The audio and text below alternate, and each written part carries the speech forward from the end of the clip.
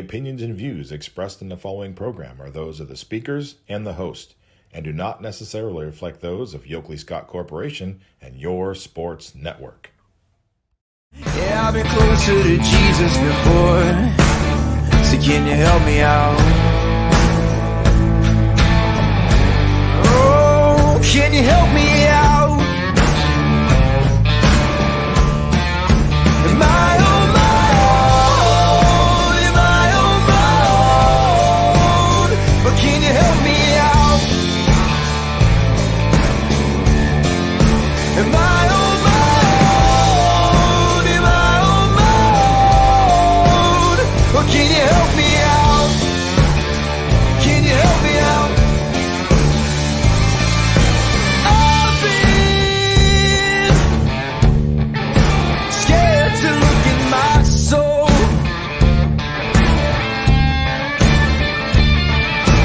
I've been afraid I would follow the road. Yeah, afraid of the things I've been told. What is up, everybody? Welcome inside a Wednesday episode of Running Point, brought to you by that big logo on top of our heads, Greenwood Chevrolet in Austin Town. Anthony Hartwig with you, and as always on Wednesdays, the sidecar, Scotty Mincher joining us. Scotty.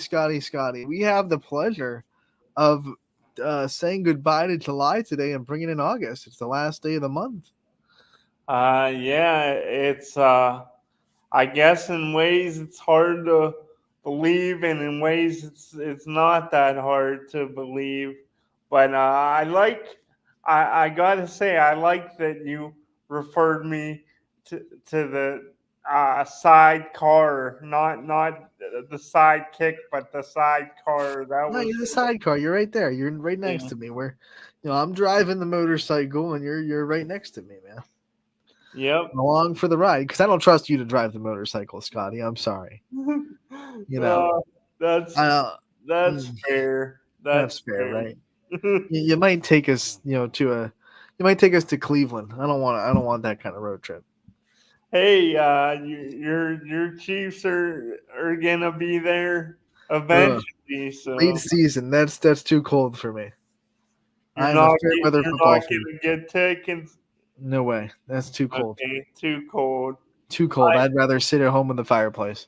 Well, Watching TV. there's a lot of talk, and I don't want to get into, I want to keep it local, but there is a lot of talk that the Browns, but in 2028 or 29, will have a dome. So Wow. They're trying to get a Super Bowl, aren't they? I think they really won the Super Bowl, yeah. So we'll see what happens. I was just hoping when I saw that the Chiefs were not only coming to Cleveland, but they're also going to Pittsburgh. I was like, give me a early in the season day. I can go there, not be freezing my butt off for the whole time. And they're like both in December. I think the Steelers game is on Christmas Day. And like the Browns game is also pretty late in the season. I'm like, oh man. No. I don't want to, like, it's so expensive to go to a football game, and then you go and you're not comfortable at all because I hate the cold. To my core, I hate the cold.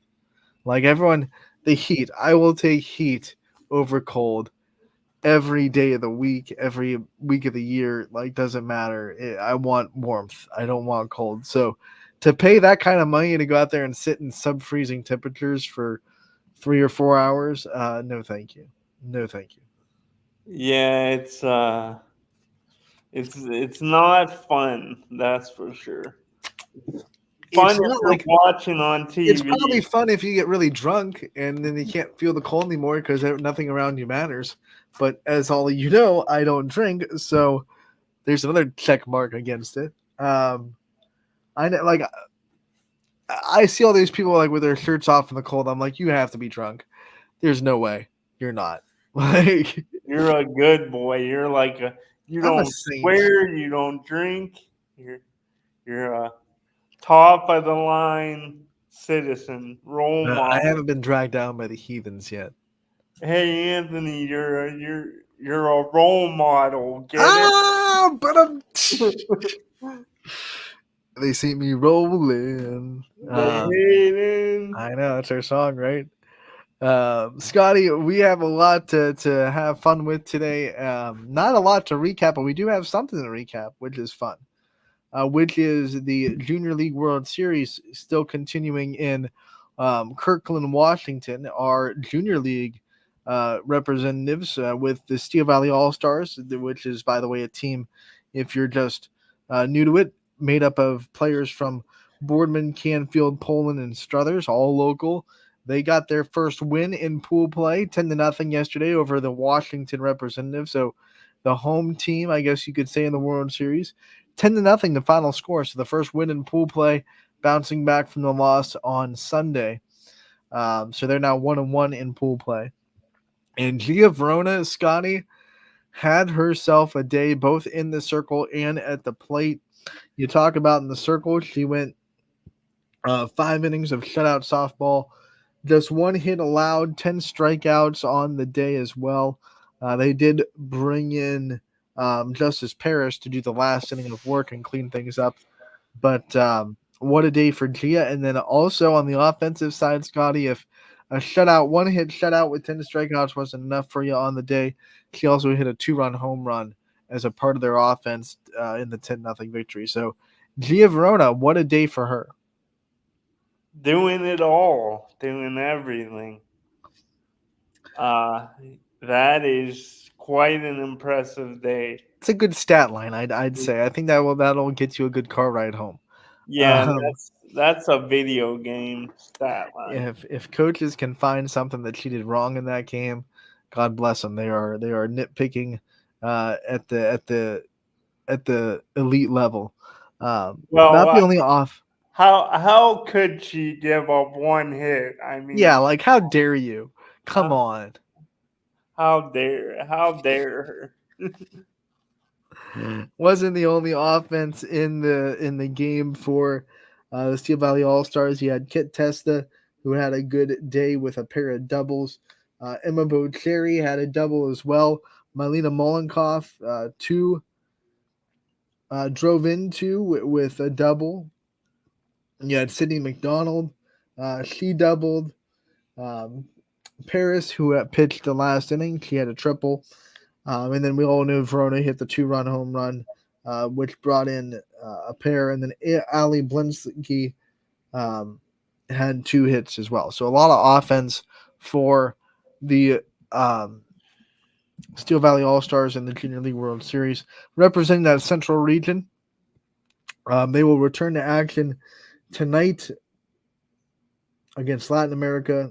I should say today at 1 p.m. It should be happening right now. And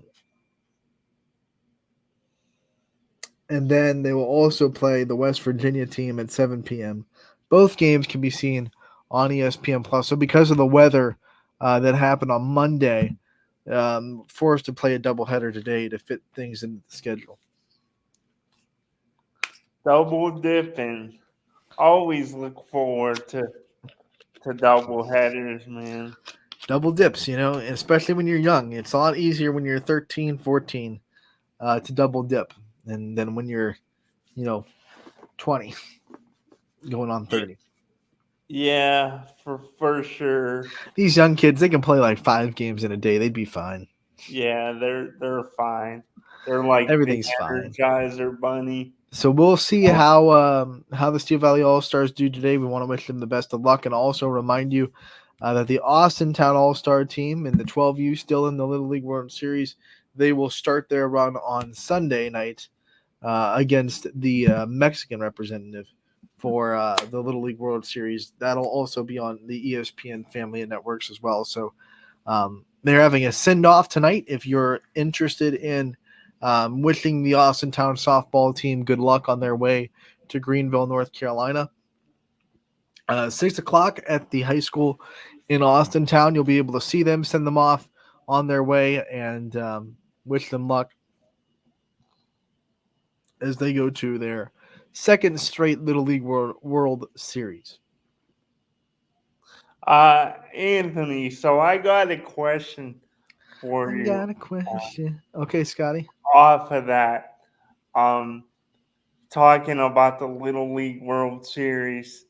What's your favorite as far as, because you know how they'll introduce the players and then they'll like state their favorite movie or their Yeah. favorite baseball player or whatever. Um, what's your, like, what would be your, if you could go back to 10 or say 13-year-old Anthony, like what would you pick, what category, and who would, like, what would be your favorite, what would it Well, be? I don't know if the players could pick. I think they probably all answer all the questions, and then they just get the broadcasters probably pick one to talk about. But like I'll just go over some of the favorites that I've seen. Like they've asked them favorite snack when I was 10. Still favorite snack. Like I love. Let's see, like Teddy Grahams. I think would probably be something I'd go with as a 10-year-old. Love me some. They have to be the honey Teddy Grahams. The honey Teddy Grahams are legit. When you go favorite movie back then, all about Jurassic Park. I was a dinosaur kid through and through, so I would have said Jurassic Park like 10 days out of 10 when I was 10 years old. Still a really good movie. I don't know if I'd say it's my favorite now, but still awesome, like nostalgic classic. Dun, Um, dun, dun, dun, dun, dun, dun, dun, dun, dun. yes, Scotty, let's go. No copyrights, please. Don't strike it. Don't attack us, Universal. Where we that was not a rendition. That was not an orchestra. I'm sorry, I just That was had to. awesome. That was awesome. Get it, Scotty. I couldn't Um, let the opportunity slip. totally sidetracked. Favorite athlete back then, um, as a 10-year-old, the Chiefs had. I'm trying to line up to make sure that was when I was 10. Oh yeah, definitely 2003. I would have been right around that age. Priest Holmes, dude. Like I had a dude for the Chiefs, man. I had his jersey. I had like 3 Priest Holmes posters in my room. Every time I did something in school, I'd do the whole this, because I was just a loser. Like anytime in gym class, any one of my teams scored, I'd do the whole Priest thing. Um, He I was was a wild. halfback, right? He was the Chiefs running back, and I Yeah. would argue one of the best 3-year stretches that any running back has had in national football, NFL history. I mean, he was hurt in Baltimore. They kind of threw him aside. We got him from really 2001 up until I think he officially left Kansas City and kind of retired in 2005. But you look at what he did from 2001 to 2002 and 2003, and that like 3-year stretch, it's really unbelievable what he was able to do as a Kansas City Chief in those years, especially a rejuvenated career when Baltimore threw him aside for the next best thing, which was Jamal Lewis, which was a pretty good running back in his own right, like no shade there. But it was almost like for the 90s and 2000s, the Chiefs were like the island of misfit toys for running backs. The running backs that no one else wanted anymore, thought their career was over. They come to Kansas City and prove to everybody that they're still alive. Like, Marcus Allen did it. He was there for a lot of the 90s. And then Priest Holmes comes up in the 2000s and says, my career's not over just because you get a new shiny toy. It was fun. It was fun times. But Marcus Allen, I know a lot of people back then for the Chiefs think of Tony Gonzalez. He was cool, but I was all about Priest Holmes back then. That was my dude. I don't know. Maybe it's like I didn't watch him religiously, so I don't know if you had the What? same. You weren't a Chiefs fanboy back in the 2000s? What are we talking about? Not quite fanboy status, Dang, come on, but Scotty. the name that popped in my head too was Jamal Charles. Yeah, he was after Priest Holmes. He was actually, Yeah. went Priest Holmes, and then we had Larry Johnson, who was really good for a couple of years. I think we ran him into the ground because that was back when we just didn't have an offense outside of him. So he had like more carries in 3 years than I think like anybody had in a long time. I think he actually broke the NFL record for carries in a season one year. for Larry Johnson, and then Jamal Charles came up. He got us through the tough years. Like he was our running back in 2012 when we were like 2-15. Like he was the only bright spot. I remember going to when we played in Cleveland that year, and I think he took the first play to the house, and it was the only score of the whole game, and we lost like 34-7. But the first play of the game was a Jamal Charles like 80-yard run for a touchdown. Um, I really think if it's possible, a Chiefs player could be underrated nowadays. I mean, because they're like pretty much a dynasty. Mhm. But I really think even Isaiah Pacheco now Pop. may be underrated. Yeah. He and his running style, it's just a lot of fun to watch. It reminds me, I don't know if you probably didn't catch this, Sam, but when Baker Mayfield was still in Cleveland, and this was, and we're getting dangerous now. Leave it to Scotty to work the Browns into the conversation. We're getting dangerous early. But when he was still in Cleveland and Kareem Hunt was in his prime, not Kareem Hunt now, they asked him about his running style, and he said Kareem Hunt runs like the Tasmanian devil. Kareem Hunt was in his prime in Kansas City. He had some really good years in Cleveland. But Hell no, Scotty. I think he was in his prime before, we booed him because, he did some really, bad stuff. And we're like, get out of here. he did lead the league in rushing in Kansas City. Let's get back on track. What were we talking about? Oh, my favorite athletes. My favorite athletes.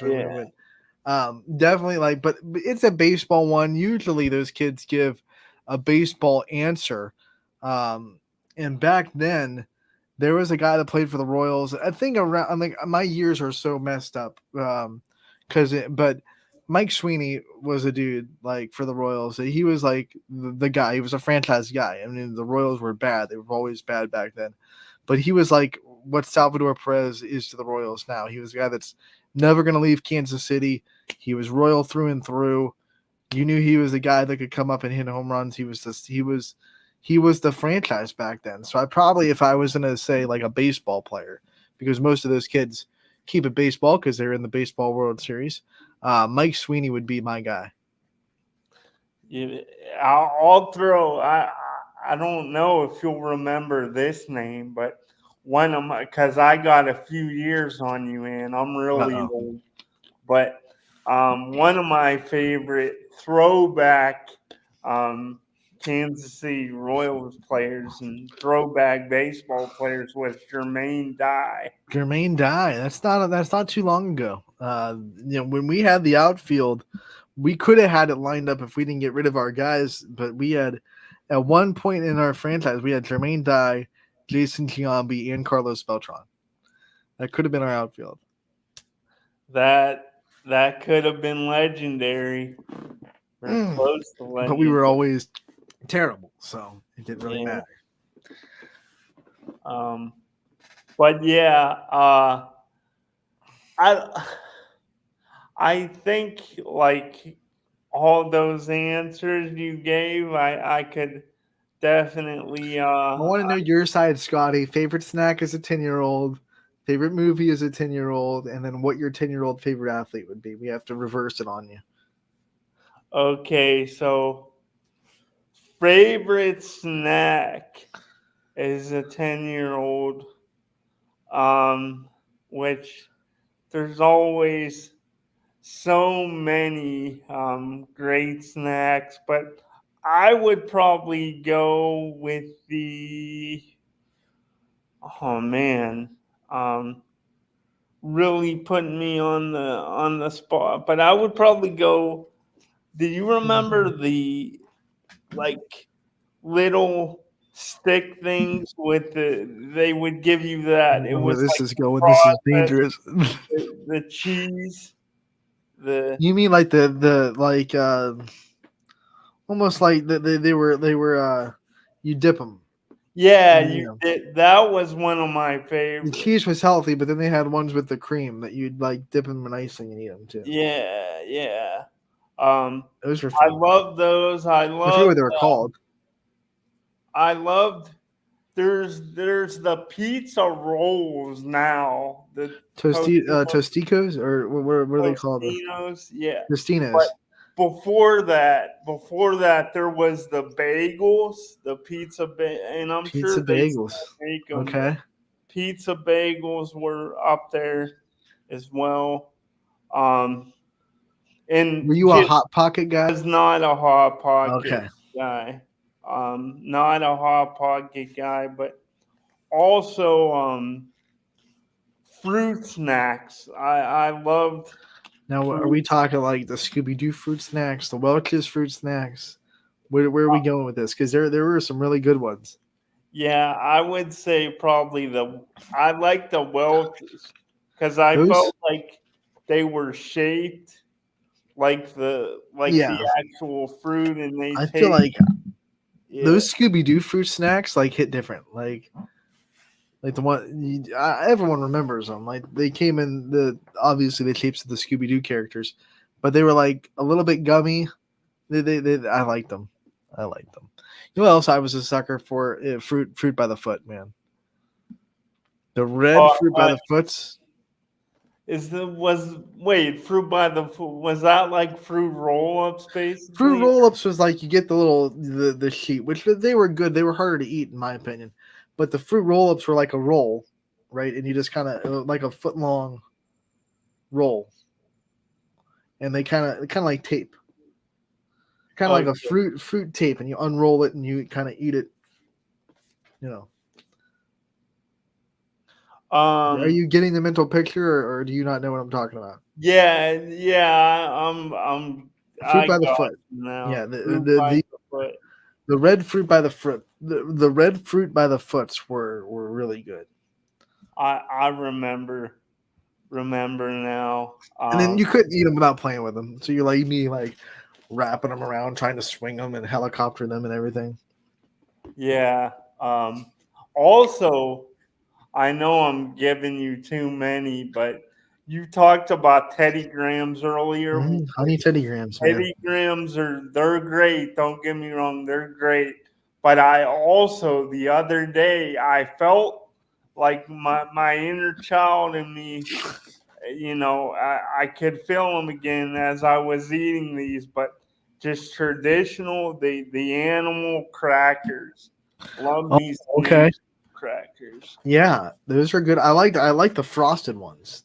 Remember The the frosted frost, animal crackers? yes, those are really good too. So what was the other one? Movie and Favorite movie when you were a 10-year-old?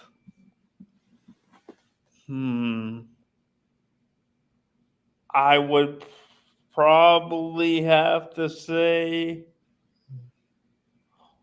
off the top, I'm just trying to, because I watched a lot of movies, but it's still relevant now to this day. But one that would definitely be up there, I'd probably say it'd be my favorite was just Rocky, man.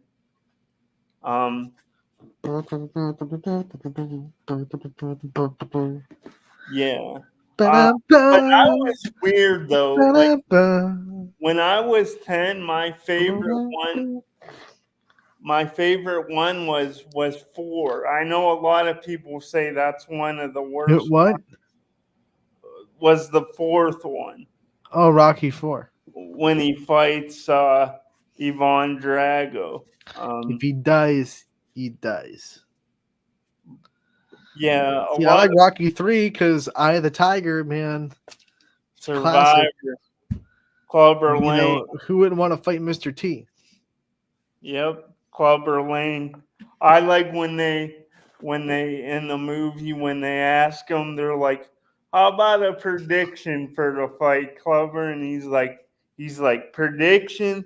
He's like pain, Pain. And then pain. Rocky 3 is the one where it ends in the freeze frame, which is iconic.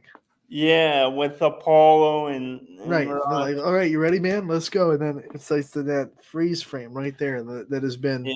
parodied and redone throughout pop culture. It also featured Hulk Hogan, Yes. Thunderlips. That reminds me. There was a movie back in the day. It was like an early '90s movie. I don't know how many people really know about it, but Hulk Hogan was like he was trying to build an acting career like The Rock, but he wasn't successful. It was called Suburban Commando. Oh, I've heard. It was I've never, hilarious. I don't know I've if it was. never. But do you remember? I don't know if it was supposed to be funny, but it was hilarious. Okay, because I've never seen that one, but That's great. I saw with him and Sherman Hemsley from um, the Jeffersons. It was the Mr. Nanny. Do you remember that Mr. one? Something about putting these big tough wrestlers in like roles where they're like pathetic and or just completely against what their type is. Like when they tried to make The Rock into the Tooth Fairy.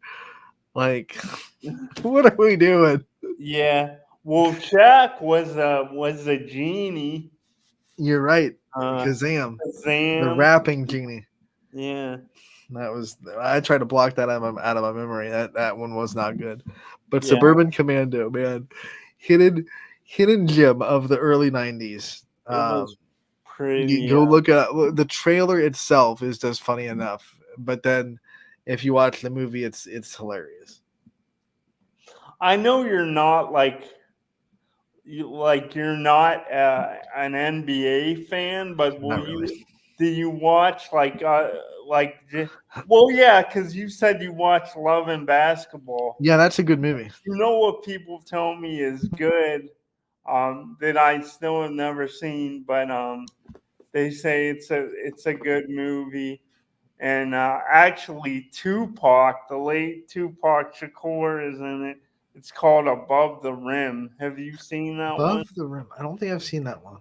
Okay. I've seen like Uh, when I think of like older basketball movies, like the one that pops in my head like is Hoop Dreams, but that's like a documentary. yeah, And then like White Men Can't Jump, the old one, not the new remake Wesley with Snipes. Wesley Snipes. Yeah. There weren't too many Hoosiers, of course. Like you can't leave that one out, but like the basketball movies, I felt like got a real revival when Space Jam came out, and then everyone was like, "Oh, basketball is cool. Let's make basketball movies." But to be fair, before Michael Jordan, basketball went through a period where it was ho hum. It was dead. You know, people really weren't interested in basketball. And then Guess Michael Jordan came back and kind of put everyone in love with basketball again, made Space Jam, which wasn't a no, realistic basketball movie, but still a basketball movie. And then people were like, "Oh, we could put basketball on film and make it interesting." And then you got just a slew of basketball movies from then to now. no BS, but I was like Michael Jordan. He was pretty much like somebody I idolized. Mm-hmm. Growing like So he that would got be your favorite athlete when you were 10. That's what you would say, Michael Jordan. yeah. And he would be my favorite athlete, and I actually, because of that, I love Space Jam. Mm-hmm. And for my 8th Solid movie. birthday, my mom bought me a Space Jam cake. I had a Space Jam cake on my birthday. I love the scene where they're on the putting green will forever be hilarious when he's taking a picture, and then he gets sucked into the hole, and the guys are like, "What kind of camera you got there? Let me see that. Don't point that at me. Yeah. Don't point that at me. Get this. Throw the camera away." That in the end, when they asked Bill Murray, "How did you get here?" I'm friends with the producer. That little fourth wall break right there. I just snorted like a loser. And then Little fourth wall break right there. Danny DeVito, the villain, Yeah. voiced by Danny DeVito. That's classic. He's like, hey, he's like, I didn't know Dan Aykroyd was in this picture. And then the part that I wish was a meme, that I wish I could get on it like a GIF and put it out there all the time because it's a great response, is when the score keeps going, and then it pops up like kind of one-sided, isn't it? I wish that was a little GIF that I could keep putting when things get out of hand, or a team that I like is blowing someone out, because that would be hilarious. That's a hilarious. You know what? One of my favorite scenes is when the monsters, they're like dominating the game. It's before the turnaround because of and Daffy Duck gets like smushed, and he's like, "Mommy, I don't want to go to school today. I want to wanna stay home and bake go cookies with bake you. cookies with you." Great times. We are having a lot of fun here on Running Point. We're going to take a commercial break, though, bring it back to reality, pay some bills, and hear from our sponsors. Me and Scott will be back really quickly on Running Point, brought to you by Greenwood Chevrolet in Austintown. 21 News delivers the news as it happens, using the latest technology from where it happens. Live here outside the Mahoney County. On air, online, Wednesday afternoon weather update. Very dangerous. and on the 21 News social media platforms. I'm on the road right now. 21 News, the Valley's only locally owned source for trusted news since 1953. Craftsmanship to us is 60 years of pride and dedication. Passed down from generation to generation. The hardwood floors that your kids take their first steps on. The solid wood doors you quietly close at night. The things we create day in and day out are the products that end up turning your house into a home. At Baird Brothers Fine Hardwoods, uncompromising quality and craftsmanship built our business. And it will keep us moving forward for generations to come.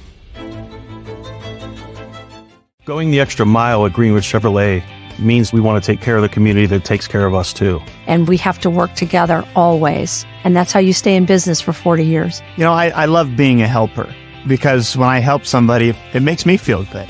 It means a lot that I can make a difference in others' lives. So I will do everything I can and just being there for them every step of the way. I want them to know within the first 5 minutes that they could depend on me. That's what going the extra mile means, only at Greenwood Chevrolet. Before the lights come on, before the workday begins, before a long day is ended, or it's time to have fun, it all starts with the people at Joe Dickey Electric. From replacing a light fixture in your home to building a substation for your business, no job is too big or too small. The people of Joe Dickey Electric power them all. Joe Dickey Electric, over 60 years of powering the Mahoning Valley. Welcome back to Running Point on ysnlive.com, brought to you, as always, by our good friends over at Greenwood Chevrolet in Austin. Down right above our heads right there, you can see them. If you're in the market for a new or used vehicle, make sure to head out to Greenwood Chevrolet. They will take care of you better than anybody else, and their tagline is always, they'll go the extra mile for you. We try to do the same here on this show every single day. Scotty, it is time to figure out the most dangerous question in all of online streaming, buddy. What is on your mind? Let's get dangerous. Let's do it, buddy. So, Anthony, I was thinking quite a bit about this today, and I know the Olympics this year have been very polarizing for and many reasons. Yeah, and we'll keep it light today. So whoa, yeah, like 2 hours to go over the Olympics. Yeah, we're gonna avoid that topic, but as far as I was thinking, and I was thinking about some of the obscure sports. And I wanted to know, and what is an obscure sport that you're kind of like most intrigued by?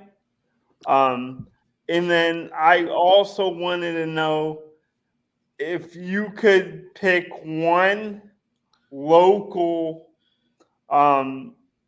athlete right now that you would have as your teammate in one of those obscure sports, if you could pick one, a boy and a girl, who would you pick? I have watched every single medal round of fencing. So I guess fencing is that answer, because it's like it's so quick. Like, oh my gosh, you watch these like movie sword fights and they're going on for like 3 minutes long, and like in reality, a sword fight's like maybe 2 seconds. Like, Yeah. and it's just how fast these guys move at each other and the quickness of fencing. It's very fun. I have enjoyed watching it.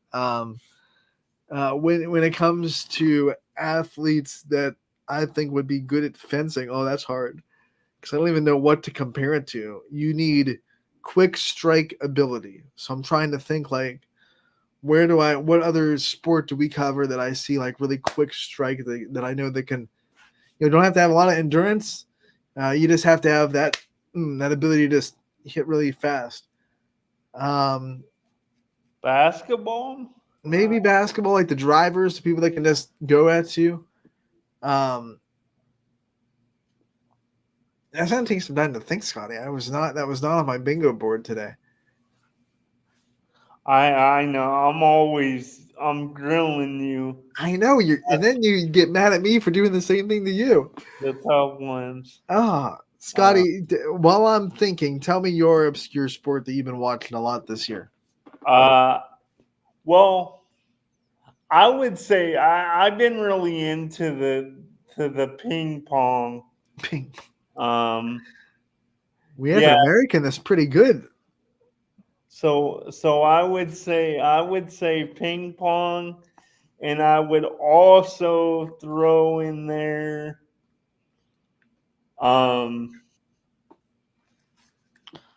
I've also been intrigued by badminton. And I don't know. This isn't so much an obscure sport, rather than it is just an extreme. But I've really enjoyed the surfing. You just like watching Tahiti. I mean, beautiful. You just wish you were there. Yeah. Let's see. I'm trying to. Part of it. I'm still trying to think of athletes that would be good at fencing. I'm gonna say girls. I'm gonna go with Mackenzie Riccatelli from Boardman. I figured you were going there. Read my mind. And then with guys,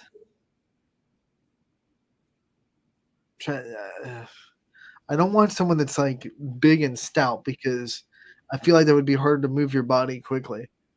So I'm trying to think of like a small, quick guy. Dom Cruz, Canfield.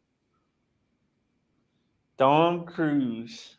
Yeah. Plus, he's got an action star name, so it works. He can put a sword in his hand. He'll be fine. Buddy, what about you? I'm gonna say, because your first one was ping pong. Give me athletes that you want on your ping pong team. Okay, so I would probably go. Again, I know it's biased because you're gonna pick a Louisville person, aren't you? No, but I'm doing because we did the game and I was super impressed. We did the game together. I would go Mackenzie Gamble. I'm gonna have to research her ping pong ability. I'm gonna ask. I'm gonna be like, hey Kens, how good are you at ping pong? Because that'd be really interesting. Yeah, you're like, can you carry the pick up the slack? Because like Scotty doesn't he doesn't have the Well, dexterity. Scotty, no, you don't have the privy information I have, but we talked to a lot of those Canfield softball players this year, and a lot of them said they were good at pickleball. So pickleball is like the closest thing you can translate to ping pong. So you feel like maybe one of them, maybe a Leah Figueroa, maybe a Sydney Lutz, maybe could be really good at ping pong if they're already dabbling in pickleball. Yeah, But you've already made your I choice. always, and this is another one that might surprise you a little bit, but I always was a fan of Mary Brandt too. Okay, well, she's good at everything. That's a cheat code. You could Yeah, put her on the U.S. equestrian team, and she would probably kill it. So, give me a guy for your ping pong team. Man.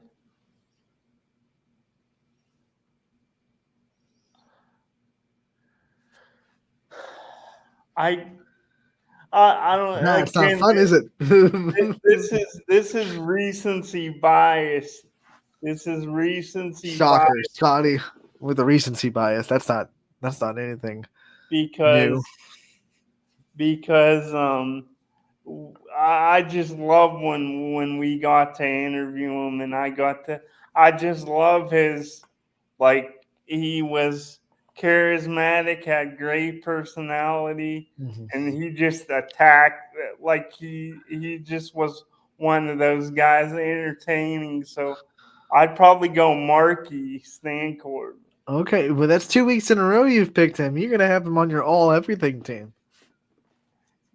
Yeah, and I'd also go.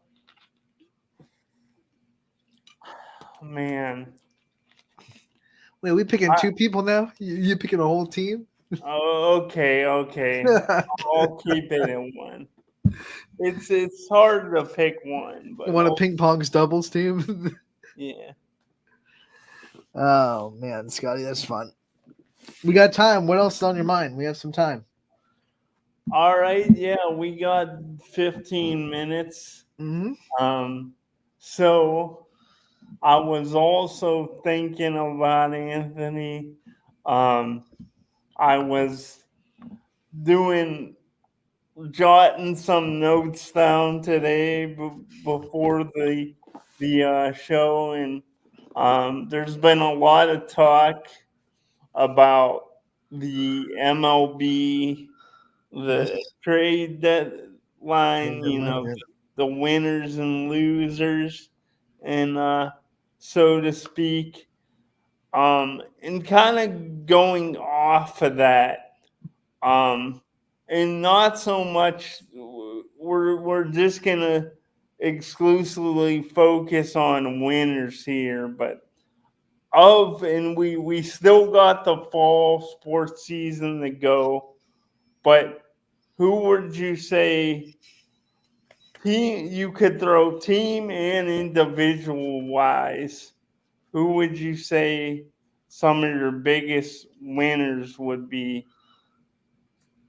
Scotty, I don't mean to dampen your topic, but I got to be honest, I don't know who did what. Like, I've been watching the Olympics, and I'm not even entirely sure all the people that the Royals got, to be honest. Like, I know we just signed someone from the White Sox while we're playing them, which is kind of awkward.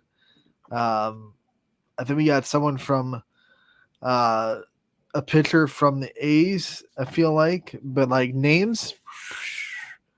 And I know there are people complaining that the Guardians didn't do as much as their fans wanted them to do. But right now they're the best team in baseball. So it's like, if it's not broke, don't fix it. And But Anthony, I'm sorry, I should have clarified. I meant more specifically on a local scale. Well, what do you mean? Like, who won what? Like, what are we winning? I thought you were talking about the trade deadline. Yeah, I should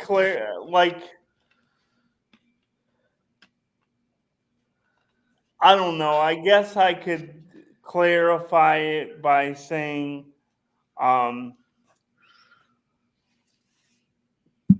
which athletes do you think?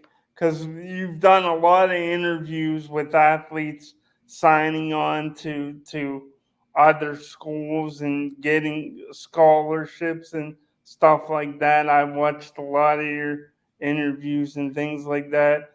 So, who are some people? I know you've done a ton of them, but off the top of your head, that you think that you're really not so much that you're putting like a certain expectations level, like they're immediately gonna be a star, but who do you think um, has the potential to continue what they've done in their high school career? Like, who do you think is best, most equipped? And I guess if you want to get more specific with it, so you don't have to think about all sports, going back to track and field, since track is a big part of the Olympics now. So you're saying what athletes that we cover are going to most be ready to compete at the next level? So we're talking about kids that have gone and signed on to a college, and you're asking what athletes do I think have the biggest chance to succeed at the next level now that they're graduated from high school? Am I Yeah, understanding that right? yeah, you exactly. Okay. Comes to mind that let's see. Well, Melina Toth going to Buffalo from Canfield, graduating from Canfield, starting her career at Buffalo. That's like, Melina Toth can do whatever she wants. Like, faith in that girl to go and succeed, astronomical. I mean, anytime you tell her that she can't do something or that she's not good enough to do something, it's just motivating her that much. So she's going to go to Buffalo, and I'll tell you, one of the things that every athlete has to know, especially when they're going to a bigger school, a bigger D1 school, they have the technology and the resources to really pick apart your game. So you're going to feel like for the first couple months, like you don't know anything that you thought you knew about your sport. Because they'll go, like from Lena Toth, they'll go and they'll break down her pitch, they'll break down her efficiency, how her muscles move, and they will tweak stuff. They will say, hey, we need you to start doing this instead, or we need you to start adjusting this. This isn't good enough. You need to get faster here, better here. They will really dive into that, and it will make her feel for a minute at least like, oh shoot, I am really not that good. That I've talked to enough college softball players to know that you will go through a moment where you're like, oh dang, what happened? I thought I was good at this sport. You got to get through it. And someone that I think will get through that mindset, because she lost a state championship and then came back the next year even more motivated to get back there and to win it and to prove everyone that she belonged on that stage with that trophy, is Melina Toth. So I think that that's a good pick right there for the athlete that has moved on from the YSN family, that has a really good chance at competing at the next level right away. I can't wait to see what she does in the MAC. When we talk baseball, I'm trying to the classes, Scotty, wash. Like I'm trying to remember who's seniors, who's not. One of the kids that comes to mind, and I'm sorry that it's going to sound like I'm being a homer because we talk about South Range so much, and I'm a South Range alum, but Tyler Wardle going to Grove City, I think that's like a perfect place for that kid. I've been to that campus a lot. I've talked to people that have went to Grove City.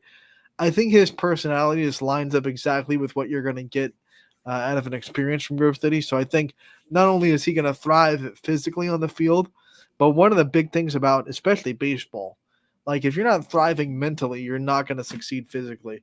So I think mentally wise, it's a perfect fit for him to be on that campus. So I think he's going to be one of those kids that goes there to Grove City, immediately makes an impact, and we're going to be hearing his name on that team for a while.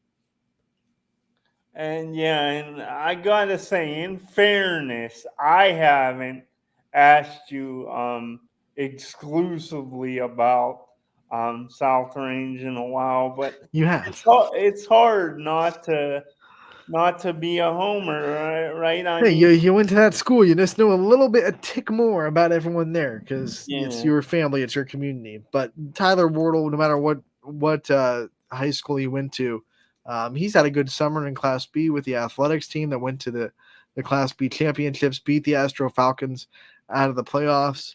He had a good run in the NABF. He's a good hitter. He's a good attitude. He's a good personality, and I think he's at a place where he will thrive. He will thrive at Grove City. I have no problem believing that. And I mentioned Mary Brand Brandt going to earlier. Robert Morris. Yeah, that's a good call too. I mean, Yeah. Mary, coming off a little bit of an injury this season where, she had to miss the last chunk of her basketball season. And then she had to miss the first couple weeks of the softball season. And it just felt like the whole season she was battling getting into that rhythm. But now she gets a whole summer and fall really with Robert Morris to get that rhythm and hit that stride again. So I'm really excited to see what she does. Hopefully not too good against Youngstown State. But hey, we'll root for her anyway, even though she's going to be a rival now to Youngstown. And do you think there's like certain, especially with all the, I guess I'll ask this specifically.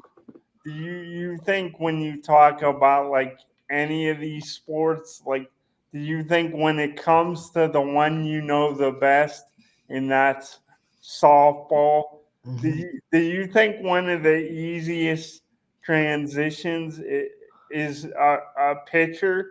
And because You not mean much. like transition from high school to college? Yeah, I'm No, just saying in comparison to other sports. no, it's hard because like you got to think when you're pitching in high school, or even if you're a part of a really big travel team, the teams you play, especially in high school, the teams you're pitching against might have one or two, maybe if you get to state 3 or 4 players that are at this level where you're going to be. Now, if you're going to like Sydney Watts or Gabby Bradshaw, or both going to Power 5 schools, Yeah. you're going to be playing teams that are 1 through 9, the absolute best cream of the crop. You cannot take any breaks. There's no one that you can say, oh, I can just kind of flub this pitch in there. They won't hit it. You can get away with that in high school. You can get, there's a huge transition as a pitcher. Your velocity is not going to blow people away anymore because no matter what level you're on, these hitters are used to seeing 60s, 65. They're going to be fine. You're not going to blow people away. You're going to have people catch up to your velo, which means you gotta find other ways to get people out. I think these pitchers that are so used to strikeouts, these strikeout pitchers like Sydney Watts, like Abby Grashar, they're gonna have to start to get used to finding other ways to get people out too. Because I've talked to we've had pitchers. I don't know if you've kept up with my series this summer, Living the Dream, talking to softball players that have gotten through their college career. And talking about their journey, but we've had a couple of pitchers on, and they've said that, like, hey, I struck out, 500 people in high school, but I got to college and it felt like I couldn't strike out 2 in a game because it was just that high level. It was such a jump, and you had to get used to that. So if she does, those players will get their strikeouts. They're still good. They have good movement. They have good stuff, but they're not going to get 18 in a game every time out like they do in high school. It's just not going to happen. Yeah, so you think pitching, basically the pitching gap's hard. I think it's one of the hardest transitions from high school to college in all of sports. Actually, I think it's right up there with trying to be a quarterback at the next level. When you say figuring out other ways to get hitters out, did you I kind of had a brain lapse there. Did you mean because like so many of the elite pitchers are so good at striking out, but because the field's more even, do you think it's more important, especially with injuries we've seen in baseball too? Do you think it's more important to maybe get outs, like pitch to not have quite as many strikeouts, but make them like hit it, try to make them any way to like hit it into the ground. I mean, I don't think it has anything to do with avoiding injury. I don't think strikeout pitchers are more prone to injury because they're throwing harder or anything. But I think it is just because, for example, you're playing a high school team. Like, let's say Fitch versus I'm just throwing a team out there. This is no slight to anybody, but Fitch versus Howland, right? And you're going up against one of Howland's hitters.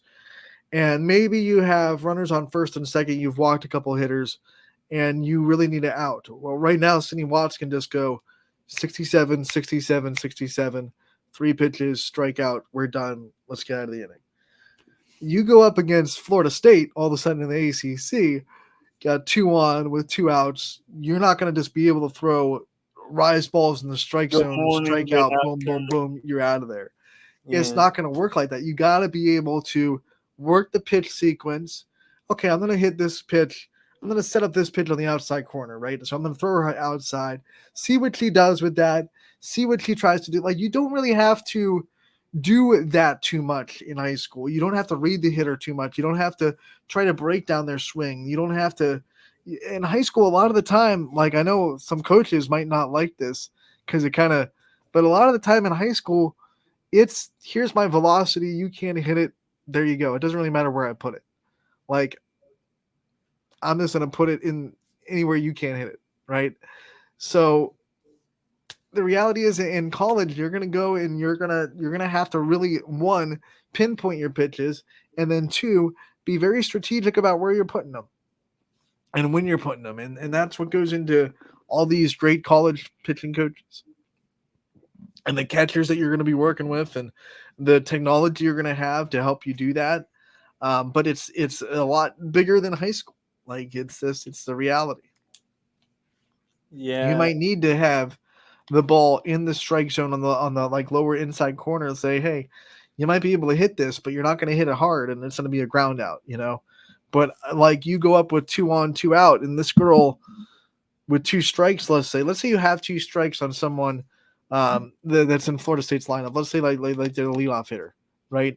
Or I just interviewed Devin Flaherty, for example. So let's just say, even though she graduated from Florida State this year, let's just say you're going up against Devin Flaherty, right, with two strikes, 2 outs. Her job is to not strike out, put the ball in play. So it's going to be really hard to get a strikeout in that situation. So if you're in there just trying to force a strikeout, that's usually when you give up the big hit, because you're trying to, okay, I got to get this in the zone because I got to get the strikeout. Oh, I left it right in the middle of the plate. Devin just hit me for a double. But it works in high school. Instead of maybe thinking of it, I'll get instead this of purely thinking where I can. Instead of purely thinking where are the holes in this specific player's swing, where can I attack them to really get them out? There's not like in-depth scouting in high school where you can do that, but you have to do it in college because they're good enough where if you hit it in their spot, they're going to hit you.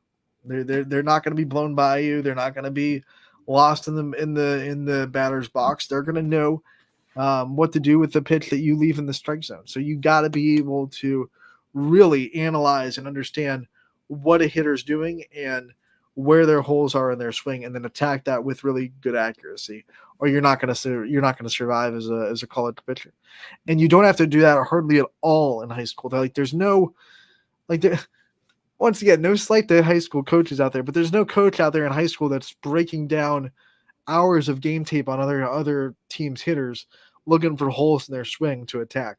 Because usually with a pitcher of that caliber, Sidney Watts, Gabby Gradshar, Melina Toth, you don't need that in high school. You can go out there and just say, hey, I need you to throw a rise ball right here, and I need to get out of the zone, and she's going to swing and miss. And that's about all you need to know, that she will swing at that pitch. Doesn't matter exactly where you put it, just put it somewhere out of the zone, she'll swing and miss at that pitch. And that's the end of the conversation. But in college, it's like, okay, but if you put this high and out, she will go after it and probably take it opposite field. But if you put it right over her hands inside a rise ball, that she'll probably swing and miss at. But that's the stuff that you don't have to be that detailed in high school. So it's really hard for a lot of pitchers to transform into someone that can be that strategic and that on point. Yeah, and I'm sure.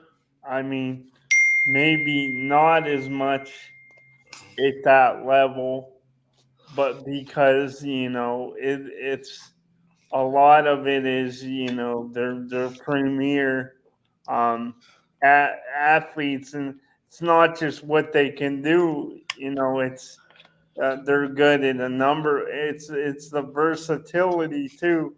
So I'm sure when you get 2 strikes on some elite hitter, for you mentioned Florida State earlier, I would guess a lot of times they're doing everything they can and not to just put the ball in play, put stress on the defense. So they're probably choking up there too. And look, they're fouling off pitches that a lot of high school hitters will swing and miss at. Like they're just fouling it off. They're saying, okay, bring it in the zone. I'll foul this pitch off. I'll foul off this rise ball. I'll foul off this changeup. I'm not saying that these elite hitters never strike out, because that's ridiculous. You will get your strikeouts. You will get them. But it's just, you're not going to rely on it anymore. You're not going to get 18 strikeouts a game and say, all right, we did it. We're done. And all those girls that I mentioned in high school had plenty of games where they were able to do that. So you just got to be able to adjust to the fact that they're going to be able to hit you, and you have to find ways to say, okay, they're going to hit me, but they can't hit me hard. And that's going to be your spin. That's going to be your location, pinpoint accuracy. Yeah, that's And very.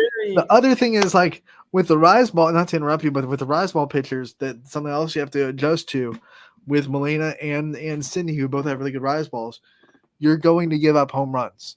Like it's going to happen. I'm not saying that Sid never gave up a home run in high school, but I think she gave up like maybe 4 or 5 so far in her career.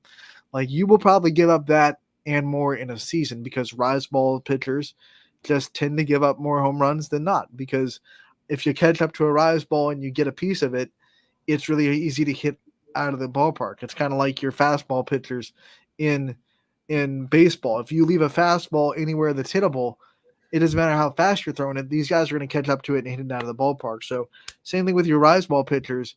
You're going to give up home runs. It's going to happen. You have to be able to deal with that and mentally move past it. You can't let one home run in the game turn into 3 because you couldn't get past the first one you gave up, because you're not used to giving them up. And with the I guess it would be with the you see that rise ball coming and you make the contact, like if it's high, let it fly. And look, it's already coming in with backspin, right? And that's what you want to do as a hitter. You want to put backspin on the ball to get it out of the park. So when it's already coming in with backspin with a rise ball to go up, if you just get on top of that ball, you're going to put backspin on it and smoke it out of the park. Yeah, so it's a really interesting, and I don't think it's too complex what you're saying, but it's really fascinating, especially hearing from somebody who's interviewed so many people and made so many great connections in softball. It's because you think about it like, oh, this area, we're just loaded with the pitching. But then you get into college, and it's like it's not that you still can't succeed. What you're saying, Anthony, is that margin of error is just it's small. It's tiny. I mean, yeah. It's like if you're Sidney Watts, you're going up against 9 Sidney Wattses on the other end of the field. That's a big jump, but yeah, I know you're super unique in most of these communities. You're super, like Sidney Watts is once in a lifetime here, but then when you get to Georgia Tech, it's like most of the pitchers in that staff can do what you can do. You're going to play pitchers that can do what you can do. You're not superly like way up here while everyone around you is down here anymore. Yeah, it's more of a level, even ground. It's more even. Like you can still be a little bit better than them. You're still going to be a little bit better than a lot of people, but it's not like this anymore. It's not a big gap. Right. But Scotty, I think we're out of time. You got me on softball, man. Yeah, you got me. What a great conversation. Anytime you ask me about softball, it goes way into. I could talk forever. I love that. I love it. Yeah. It's always really riveting for me. So thank you. We have to say goodbye for this episode. We'll be back tomorrow with, for you softball fans, another Living the Dream segment with another great player from the college softball ranks. Don't miss that tomorrow. Scotty, you'll be back next week on Wednesday, 1 to 2 as well. Running Point always brought to you by Greenwood Chevrolet. I want to thank everyone for tuning in. I hope you have a great evening, and we'll see you all tomorrow.